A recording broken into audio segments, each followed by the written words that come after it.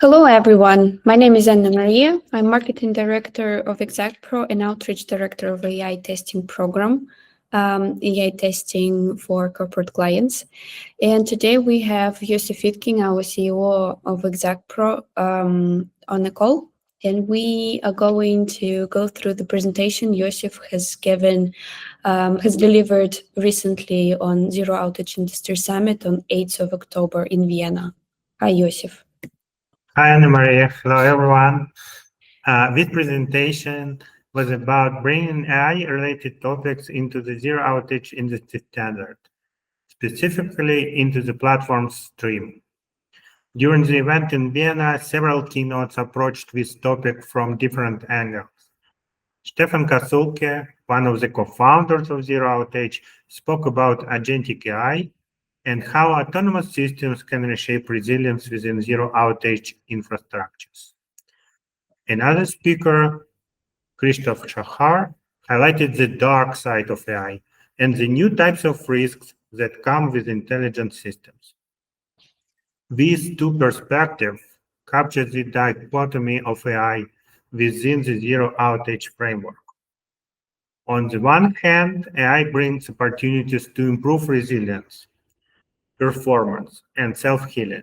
On the other hand, AI-based systems introduce entirely new categories of risk, from unprecedented model behavior to data bias issues, all of which must be managed if we aim to preserve zero-outage reliability.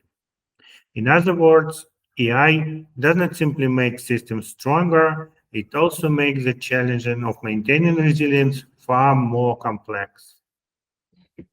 Yes, but to understand where AI fits in, we need to take a step back and look at the foundation of the zero outage industry standard, or the ZOIS layered model, which divides operations into three horizontal layers: business applications, IT systems and services, and basic IT infrastructure. There are also vertical dimensions defining where an infrastructure is dedicated to one client or shared among a few, or public or serving many users. The first horizontal layer is basic IT infrastructure. It contains data centers, facilities, cabling, network, storage, and computing capacity. The second layer is IT systems and services. This layer provides both the platform on which applications deliver their business value and the control systems that manage the underlying IT infrastructure. Therefore, IT systems include operating systems and infrastructure controllers, for example, virtualization, as well as shared IT services such as data persistence, API management, and orchestration. Finally, the business application layer exposes functionality that supports one or more business processes. The platform workstream, which is responsible for the technology platform, forms the foundation on which services are delivered. It requires specific architectural policies to ensure desired levels of resilience, security, availability, and performance. The platform workstream expands the layered model, describing the complexity and interaction of the two foundational layers of IT infrastructure and IT systems. In the three-layer ZOIS diagram, the platform workstream corresponds to these two layers and explains the building blocks and relationships between them. When it comes to AI, most relevant aspects are in level 2, the IT systems and services layer. The first layer, basic IT infrastructure, it mainly hardware, and while AI depends on hardware capabilities such as GPUs or data storage performance, the artificial intelligence happens in the middle layer. In practice, this is also where the biggest testing and reliability challenges emerge, because the combination of AI logic and complex distributed systems often leads to unexpected behaviors that surface-level test design might overlook. To explain why AI fits there, we need to start with its definition, and that definition has changed dramatically over time. Decades ago, systems that could play chess or give expert advice were seen as examples of artificial intelligence. Today, most practitioners would no longer call those AI. That is just examples of software doing what we've understood and mastered. Although AI technologies cover a wide range of methods, ranging from symbolic AI and reasoning techniques to sub-symbolic AI, such as machine learning, most conversations about AI today focus on much narrower area. While machine learning itself can be divided into supervised, unsupervised, and reinforcement learning approaches, like those used in chess playing programs. When people talk about AI nowadays, they often mean transformer-based deep learning models or large language models, or more specifically, foundational models such as Gemini, ChatGPT, Llama, or Grok. Depending on who you ask, AI can mean very different things. Some define it broadly as any software that uses reasoning or machine learning. Others reserve the term for large language models. Some believe that only foundational models truly approach what we might call intelligent behavior. However, it's crucial to remember that AI is not your friend. It's not your enemy. It's not your teammate and your partner. While developing the zero outage industry standard, we make a deliberate effort to avoid anthropomorphic language or words that make AI sound human-like. Such language can obscure how AI works in zero outage environments and introduce misleading metaphors. That's why we're trying not to use that. Instead, we apply a simply practical rule. AI is software. Not every piece of software is AI, and the definition of AI continues to evolve, but any AI is at its core software. To test this idea, we can perform a simple substitution. Take any sentence that includes the word AI and replace it with software. Then ask yourself if the sentence still makes sense. This is the approach we use when reviewing any zero outage industry standard text. Here is an example that Michael Bolton once gave. A McKinsey study claims that software developers can complete coding tasks up to twice as fast with generative AI.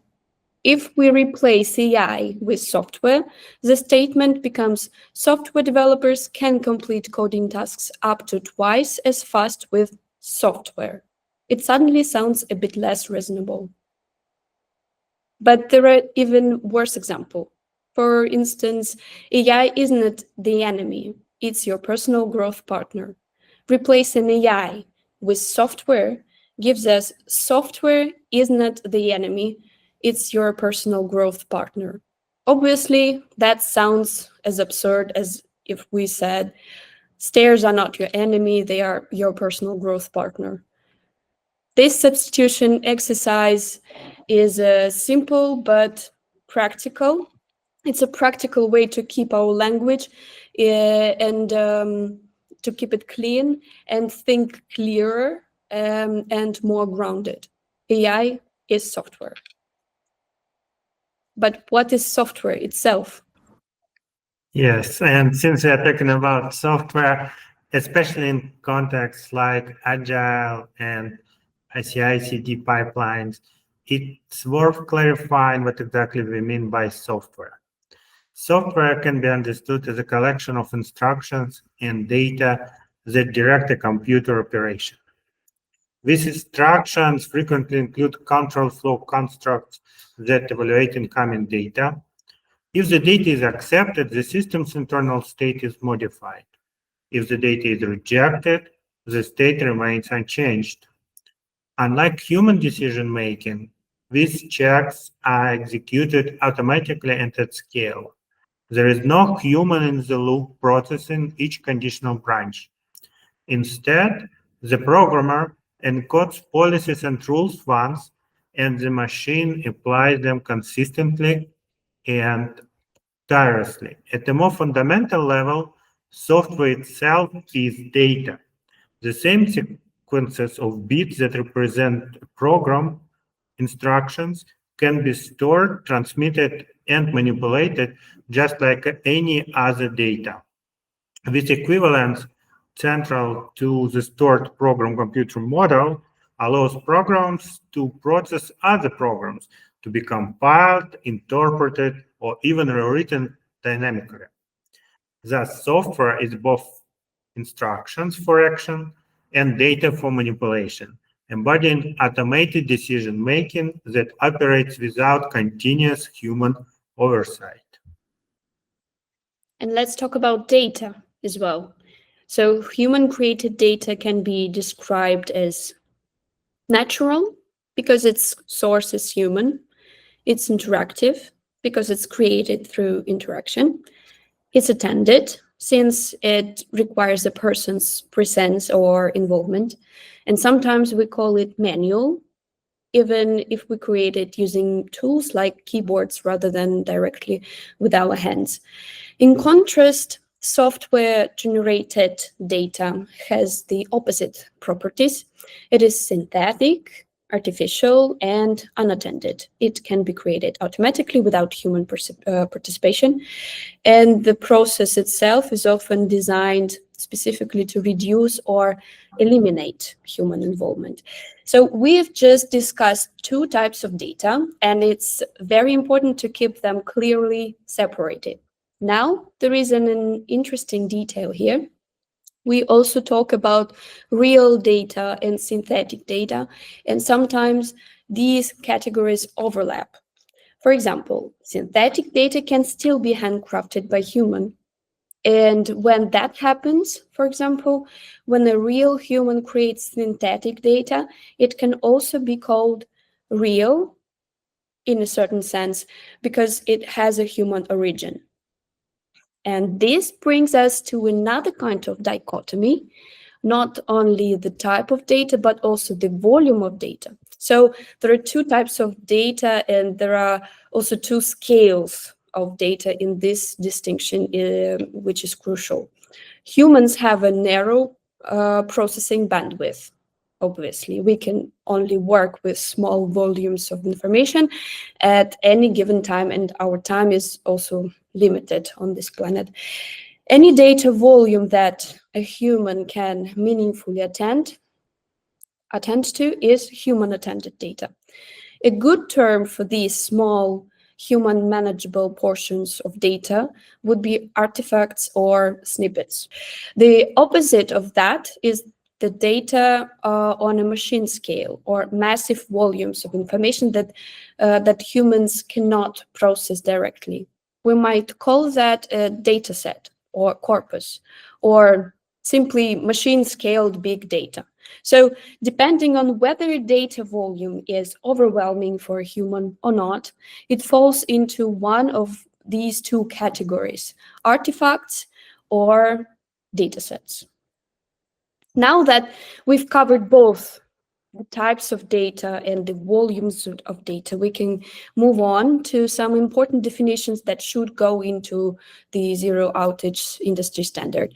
These definitions are key because they help us understand what can be actually achieved and where we are right now. Okay, that's my favorite slide. Let's talk about the dichotomy between natural and artificial intelligence. Intelligence is the capability to acquire, process, and apply knowledge and skills. Humans have intelligence. We don't yet fully understand what it truly is. We have some ideas about it, but there is no precise, agreed upon definition of human intelligence or how it works. It remains an open research question. What we do know is that humans interact with reality or the external world through skills. They also hold knowledge in the form of ideas. We don't yet know exactly how these ideas are represented, but we understand that they encode knowledge, information about the world. Humans can learn, generalize, isolate, and abstract. And they can also convert ideas into artifacts and then back in continuous cycle.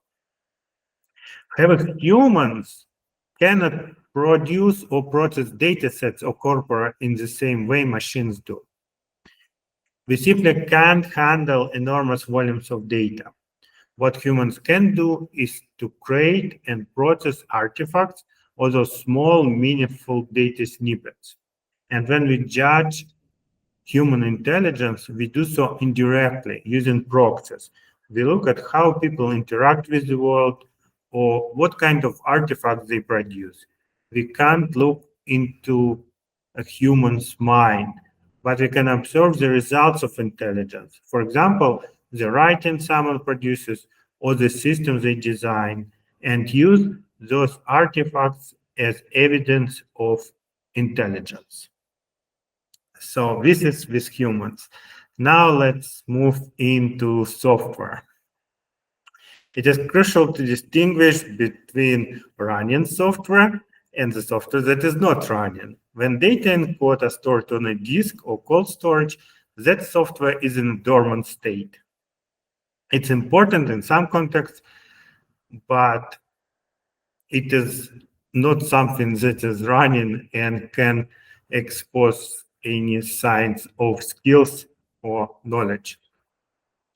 When software runs, it executes instructions and processes data.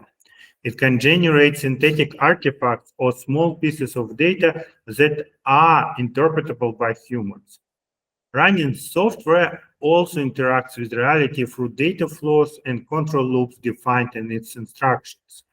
This mirrors how humans use skills to interact with the world.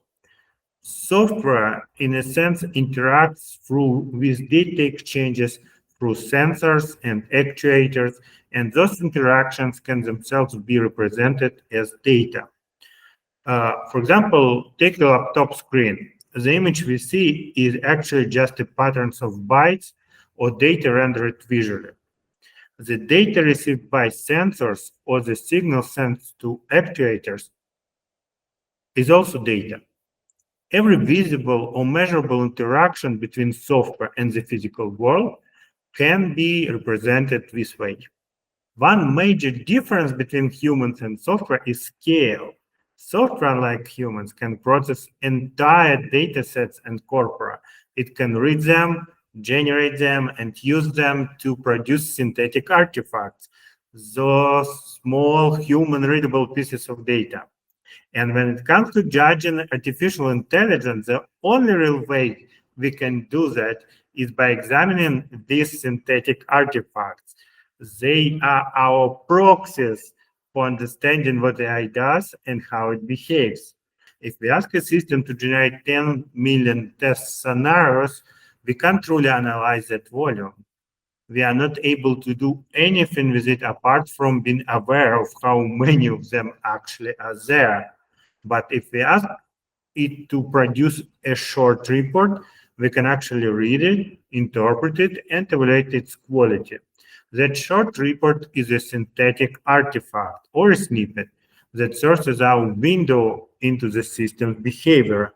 A good illustration of this is how we interact with chatbots like ChatGPT.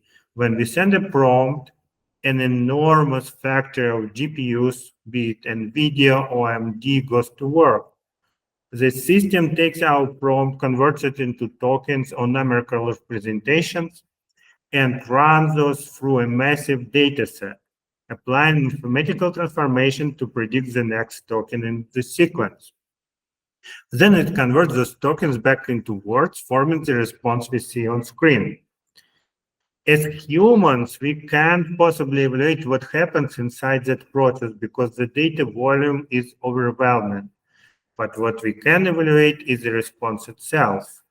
So when we decide whether a chatbot seems smart or lacking, we are really judging it through its artifacts, which are its responses. We can only assess with small interpretable outputs because that's the level of data humans can actually comprehend. This perspective But looking at AI through its synthetic artifacts is precisely what we are planning to include into Zero Outage Industry Standard, because it reflects what actually happening, what is feasible and what is not feasible, what we truly know and what we simply don't know yet. By describing AI in this grounded technical way, we can also eliminate the kind of senseless language that sometimes creeps into standards, marketing materials, etc. The words like an enemy, a partner, a teammate, a colleague, etc. Yes, and now let's turn back to the standard. There is a clear dichotomy in how we view AI. On one hand, it can dramatically reduce human effort through automating, accelerating, and scaling tasks that once required large teams. On the other hand, it introduces new risks and challenges that must be carefully managed. As Stefan pointed out in his presentation, AI can assist software systems in many practical ways through things like predictive monitoring and anomaly detection, automated root cause analysis, supporting resilience testing and chaos engineering, and also self-healing orchestration. So yes, AI is powerful, but it's not magic. And it's not our teammate, as we mentioned before. It's a tool, a remarkably capable tool, one that produces artifacts we can measure, evaluate, and learn from. And there are several areas where AI-enabled software can support a system's resilience, or in some cases, even achieve full autonomy. In the standard, however, we want to avoid vague or blanket statements like always keep human in a loop. Such phrases sound reassuring, but they're meaningless unless we define exactly what they entail. Today, it's common to see organizations proudly state that a human is always in the loop. Yes, but that phrase can mean many different things. Let's take Python as an example. A human could initiate the loop, intervene at every iteration, act only after the loop, or randomly pick certain iterations. Each of these patterns represents a completely different kind of human involvement. As both Wikipedia and Human Rights Watch, in their discussion about autonomous weapons, point out, there are three distinct categories of human participation. Human in the loop means the process requires explicit human approval from each iteration, and the system cannot continue without human confirmation. Human on the loop means the process runs autonomously, but a human can intervene or abort execution, like press a brake button. Human out of the loop means the process runs fully autonomously without any human input or control. A simple example of the last case is the traffic light. It continues to operate regardless of human presence. In zero outage standard, we must define these concepts precisely when describing requirements for AI-enabled systems and their interactions with humans. We need clear technical definition of human oversight, not marketing language. These terms carry practical consequences for system design, verification, and accountability. And getting this terminology right is essential because ambiguous language about human in the loop can lead to confusion about who is responsible when failure occur. As Christoph highlighted in his presentation, AI also introduces new risks and challenges that must be addressed within the platform stream. He illustrated this with an example where an AI system priced a Chevy Tahoe at $1, which is a seemingly absurd but real outcome. The AI incident database contains hundreds or thousands of similar cases with new entries appearing daily. The standard should acknowledge that many failure scenarios are already well documented, and this must be considered during system design. AI systems are both non-deterministic and probabilistic, and their outputs can vary even under similar conditions. This inherent uncertainty means that when we use ensembles of AI models to support resilience, we must expect different models to produce different results.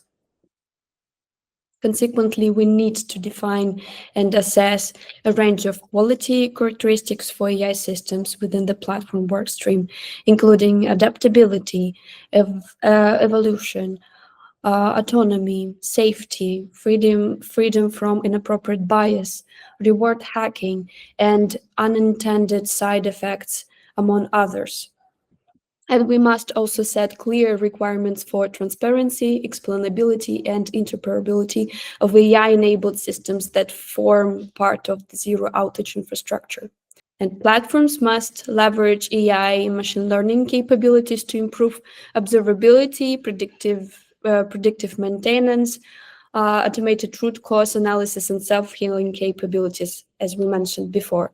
At the same time, AI systems must comply with the requirements for transparency, verifiability, and fallback mechanisms to prevent new single points of failure. Integration of AI into the platform should include resilience testing of AI itself, robust data pipelines, and documented escalation rules for human oversight, specifying when and how humans must intervene. It is, of course, still work in progress, and we need to do a lot of things to improve the platform workstream.